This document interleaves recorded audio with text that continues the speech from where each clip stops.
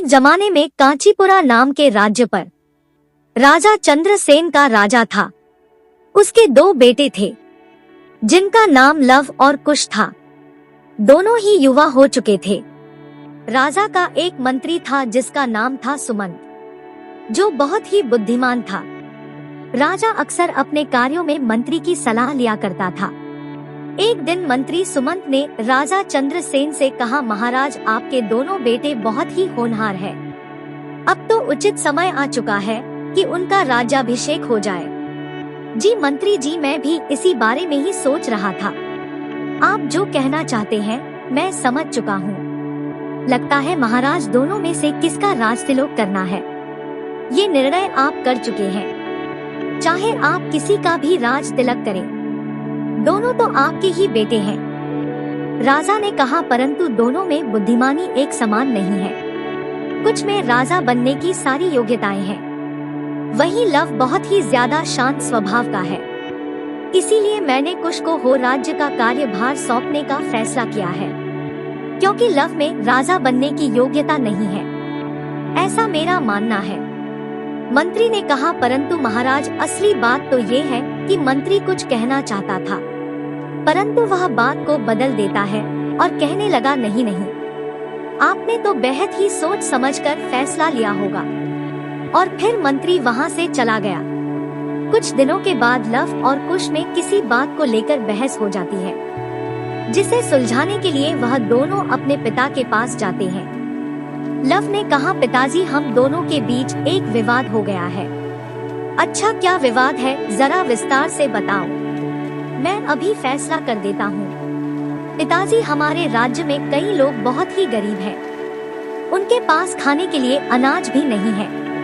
तो ऐसे में उनकी भूख मिटाने के लिए कुछ योजनाएं बनाई जानी चाहिए। इससे न सिर्फ उनकी भूख मिटेगी, बल्कि लोगों में महाराज का सम्मान और भी ज्यादा बढ़ जाएगा। परंतु लव कहता है कि ये योजना गलत है। लव कहने लगा, पिताजी, यदि कोई समस्या आ जाए तो उसे समस्या की जड़ क्या है ये जानकर उसका कोई पक्का उपाय करना चाहिए। इस तरह की अस्थायी योजना बनाने से समय समय पर वह समस्या फिर से आती रहेगी। भूखे लोगों की भूख मिटाना ही काफी नहीं है, बल्कि अनाज कैसे उगाते हैं ये उन्हें सिखाया जाए तो वे न सिर्फ अपनी भूख मिटाएंगे, बल्कि कई और लोगों की भी भूख मिटा सकेंगे। सिर्फ लोगों की प्रशंसा पाने के लिए अगर काम करेंगे तो लोग आलसी हो जाएंगे। दोनों की बात सुनने के बाद महाराज कुछ देर तक सोचते रहते हैं और फिर अपने मंत्री की तरफ देखते हैं। मंत्री कहने लगा, महाराज, भूख मिटाना कोई बड़ी बात नहीं है। गरीबों को अगर जड़ से समाप्त कर दिया जाए तो ये एक सही फैसला होगा। राजा ने कहा, यदि राज्य से गरीबी समाप्त हो जाएगी तो लोग राजा को भूल जाएंगे। इसीलिए मुझे कुश की बात सही लगती है, जबकि लव की सोच सही नहीं है। राज्य चलाने के लिए केवल बुद्धि ही नहीं बल्कि योग्यता भी होनी चाहिए, और यह योग्यता लव में नहीं है। लव, अब तुम आगे से कोई भी गलत सलाह मत देना। मंत्री जी, कच का राज तिलक करने की तैयारी कीजिए। ये कहकर महाराज वहां से चले गए। महाराज कुश का पक्ष तो लेते हैं, परंतु लव की बात को गलत ठहराकर वह लव का अपमान भी करते हैं, और ये अपमान लव से सहन नहीं होता। इसीलिए वह बिना किसी को बताए एक दिन साधारण कपड़े पहनकर राज्य छोड़कर चला जाता है। वह कई नगर और कई गांव में घूमता घूमता एक दूसरे राज्य में पहुंच गया। वह जिस रास्ते से गुजर रहा था, उसने देखा कि एक पेड़ के नीचे एक संत लोगों को उपदेश दे रहे थे। लव भी वहीं पर रुककर उनके उपदेश सुनने लगा। लव ने एक आदमी से पूछा, महाशय, पुराने ग्रंथों और शास्त्रों की लिखी हुई बातों को इतनी सरलता से समझने वाले ये कौन है? उस आदमी ने कहा, ये अग्निसार है, इस गांव के शिव मंदिर के पुजारी हैं। ये एक बहुत ही अच्छे इंसान है। इनकी एक बेटी भी है जिसका नाम है सरिता। ये जिससे भी अपनी बेटी की शादी करना चाहते हैं, वो उनकी बेटी को पसंद नहीं आता, चाहे कितना भी समझ लो, उनकी बेटी मानती ही नहीं। यही कारण है कि ये अक्सर दुखी रहते हैं। कथा समाप्त होते ही लव अग्निसार के पास जाता है और कहने लगा, गुरुजी, आपने जो कथा सुनाई है उससे मेरे कई संदेह दूर हो गए हैं। अभी तक मैं सोच रहा था कि एक सन्यासी बन जाऊं तो मेरे मन को शांति मिल जाएगी, परंतु अब समझ में आ गया है कि संसार में रहते हुए भी शांति को प्राप्त किया जा सकता है। इसके लिए मैं आपको धन्यवाद देता हूँ। लव की बातें सुनकर अग्निसार उससे बहुत ही प्रभावित हुआ और वह लव को पसंद करने लगा। उसने कहा, बेटे, तुम्हारा नाम क्या है? तुम्हारे माता पिता कौन है और तुम कहाँ से आए हो? लव ने सच्चाई को छुपाते हुए कहा, गुरुजी, मेरा नाम अर्पण है। बस मुझे इतना ही मालूम है। मैं बचपन से ही बिना माँ बाप के रहा हूँ। इससे ज्यादा मैं अपने बारे में कुछ नहीं जानता। संत ने कहा, अगर तुम्हारा इस दुनिया में कोई नहीं है तो तुम मेरे घर पर आकर रह सकते हो। अर्पण उनका न्योता स्वीकार कर लेता है और उनके घर पर चला गया। उनके घर में उनकी बेटी सरिता, जिसे कभी कोई पुरुष अच्छा नहीं लगता था, अर्पण को देखकर वो बहुत ही प्रभावित हुई। एक दिन उसने अर्पण से कहा कि क्या वह उसके साथ गांव के कुएं पर पानी भरने चलेगा। अर्पण उसकी सहायता करने के लिए तैयार हो गया और उसके साथ कुएं पर पहुंच जाता है। सरिता जानती थी कि इस समय कुएं पर कोई नहीं होगा। वहां पहुंचकर वह अर्पण से कहने लगी कि आमतौर पर मैं पुरुषों को पसंद नहीं करती, इसीलिए मैंने अभी तक शादी नहीं की, लेकिन तुम्हें देखकर मेरे मन में एक इच्छा जागी है। आज रात पिताजी किसी रिश्तेदार से मिलने के लिए दूसरे गांव में जाने वाले हैं। मौका अच्छा है, तुम रात को मेरे कमरे में आ जाना। अर्पण ने कहा, तुम्हारे पिता को मैं गुरु मानता हूँ और तुम उनकी बेटी हो, इसीलिए तुम्हारे लिए इस प्रकार के विचार रखना मेरे लिए पाप है। तुम्हें भी ऐसे विचार नहीं रखना चाहिए।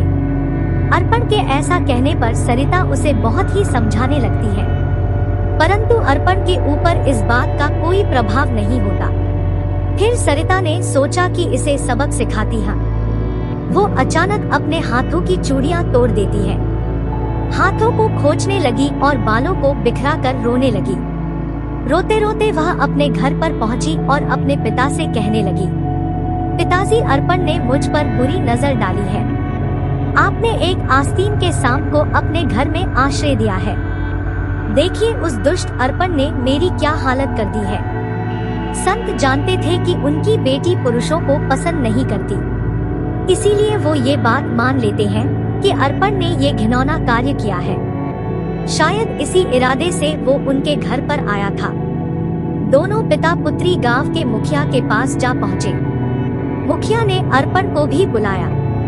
सरिता ने नाटक करते हुए झूठ को सच बनाकर मुखिया को कह सुनाया।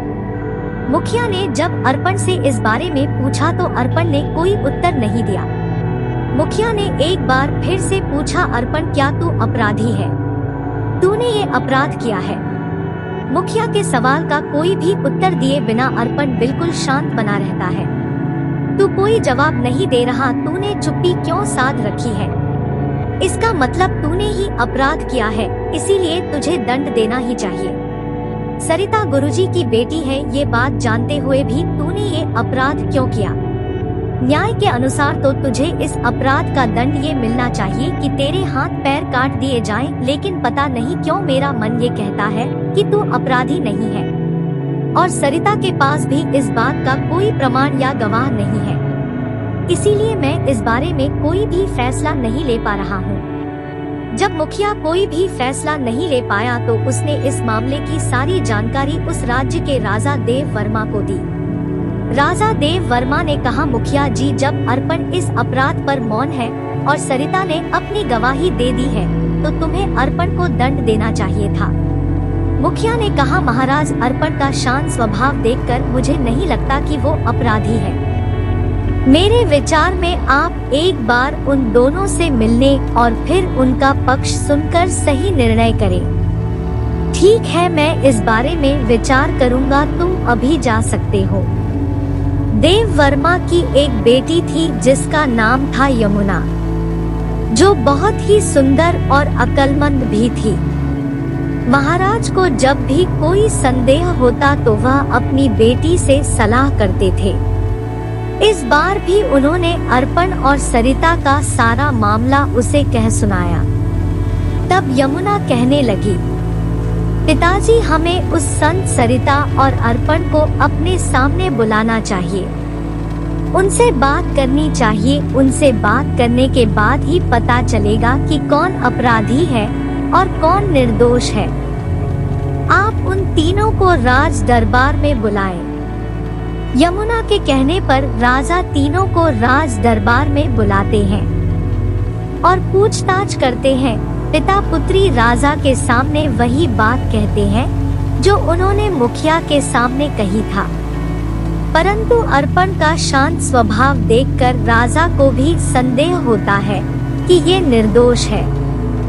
सबूत न होने पर अर्पण को दंड देने का मन देव वर्मा का नहीं था, परंतु अर्पण निर्दोष है इस बात का भी कोई प्रमाण नहीं था। तब राजा अपनी बेटी की तरफ देखने लगे। उनकी बेटी यमुना उन तीनों को वहीं रहने को कहकर अपने पिता के साथ एक दूसरे कक्ष में जाकर कहती है, पिताजी, यदि ये समस्या हल करनी है तो इस मामले से जो भी जुड़ा है उनका आमना सामना करवाना होगा, तभी कोई फैसला निकल पाएगा। हमें उसी के लिए कोशिश करनी होगी, परंतु ये सब कैसे होगा? आप ये सब मुझ पर छोड़ दीजिए पिताजी। आप उनसे कहिए कि फैसला सुनाने में 2 दिन का समय लगेगा, बाकी की व्यवस्था मैं कर लूंगी। ये कहकर यमुना मुस्कुराने लगी। फिर यमुना के आदेश के अनुसार सरिता और अर्पण को राजमहल में ही 2 अलग-अलग कमरों में ठहरा दिया गया। दोनों ही कमरे एक दूसरे के बिल्कुल पास पास ही थे। इसके बाद यमुना राजा के पास आकर कहती है, अभी तक इस अपराध का कोई गवाह नहीं मिला है, इसीलिए अब इस मामले में मैं और आप ही गवाह बनेंगे। आइए प्रमाण ढूंढते हैं। फिर वो पिता को अर्पण के कमरे के पास ले गई। अर्पण के कमरे के दरवाजे में एक छेद था, जिसमें से कमरे में क्या हो रहा है ये साफ देखा जा सकता था। राजा जब कमरे के छेद से देखते हैं तो अर्पण बिल्कुल शांत दिखाई देता है। दूसरी तरफ सरिता अपने कमरे में इधर-उधर टहल रही थी। वो कमरा बेहद ही सुंदर था और बहुत ही अच्छे ढंग से सजाया गया था। कमरे में चारों तरफ शीशे और कीमती कपड़े रखे हुए थे। जब काफी देर तक कमरे में कोई नहीं आया तो सरिता बेचैन होकर कमरे में इधर-उधर घूमने लगी। कमरे में इधर-उधर टहलते हुए उसे एक दरवाजा दिखाई दिया, जिसे वो खोलती है। कुंडी ना लगी होने के कारण दरवाजा आसानी से खुल गया। असल में ये दरवाजा उसे अर्पण के कमरे में ले जाता है। जब वो अंदर गई तो उसे अर्पण दिखाई दिया। वो बिल्कुल शांत बैठा हुआ था। सरिता ने इधर-उधर नजर दौड़ाई। जब उसे लगा कि यहाँ पर कोई और नहीं है तो अर्पण के नजदीक जाकर कहने लगी, अब तो तुम्हें अवश्य ही दंड मिलेगा। तूने मुझे ठुकराया है, मेरी सुंदरता पर तो लोग मरते हैं और तूने मेरा तिरस्कार किया है। अभी भी वक्त है, अगर तुम मेरी बात मान जाओ तो मैं अपनी झूठी शिकायत वापस ले लूंगी, वरना मेरा झूठ तुम्हारा प्राण ले लेगा। अर्पण कहने लगा, मेरे लिए दंड कोई बड़ी बात नहीं है, मैं सच्चा हूँ, मेरे लिए यही काफी है, परंतु मैं तुम्हारी अनुचित मांग को पूरा नहीं कर सकता। इतना कहकर अर्पण शांत हो गया। वे दोनों नहीं जानते थे कि राजा दरवाजे के छेद में से ये सब कुछ देख रहे थे। अगले दिन देव वर्मा सबको राज दरबार में बुलाकर कहने लगा, सरिता तुम्हें कुटिल और दुष्ट लड़की हो, जबकि अर्पण बिल्कुल निर्दोष है।